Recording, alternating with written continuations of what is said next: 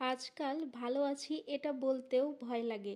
কিছু মানুষের কুনজর এতটাই খারাপ। সো হ্যালো এভরিওয়ান, আমি সোমা দাস। আমার নতুন একটা ভিডিওতে তোমাদের সবাইকে ওয়েলকাম। আমি অবশ্য আগে এসব কুনজর বা এগুলো একদমই বিশ্বাস করতাম না, কিন্তু এখন একটু একটু বিশ্বাস হয়, কারণ নিজের সাথে যখন কিছু কিছু ঘটনাগুলো ঘটে না, তখন বিশ্বাস করতে হয়। তারপরও বলবো, সৎ পথে চললে বা ভক্তিপথে থাকলে, ঈশ্বরকে বিশ্বাস করলে এই কুনজর এগুলো কিচ্ছু করতে পারবে না, এটা আমি বিশ্বাস করি।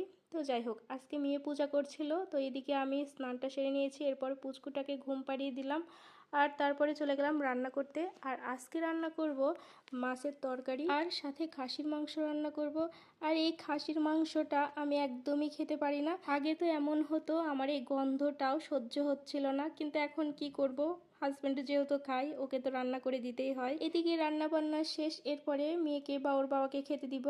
তো ওদেরকে আগে খেতে দিয়েছিলাম, তারপর মেয়ের খাওয়া হয়ে গেলে ও পড়তে চলে গেল, আর পুচকুটাকে ঘুম পাড়িয়ে দিয়ে তারপরে আমিও নিজেও খেয়ে নিলাম। এদিকে ওর বাবা দেখি সোফায় টিভি দেখতে দেখতেও ঘুমিয়ে গেছে। এর মধ্যে আমার খাওয়াও শেষ, টেবিলটাও মুছে নিলাম, আর সমস্ত থাল বাসনগুলো ধুয়ে রাখলাম। এরপরে ঘরে গিয়ে দেখি পুচকুটা ঘুমাচ্ছে। তো বেলকনিতে খুব সুন্দর হাওয়া দিচ্ছিল, তো আমি কিছু সময় বসেছিলাম। আজকে ভিডিওটা এখানেই শেষ করছি। তোমরা ভালো থাকো, সুস্থ থাকো। নেক্সট কোনো ভিডিওতে আরো অনেক গল্প হবে।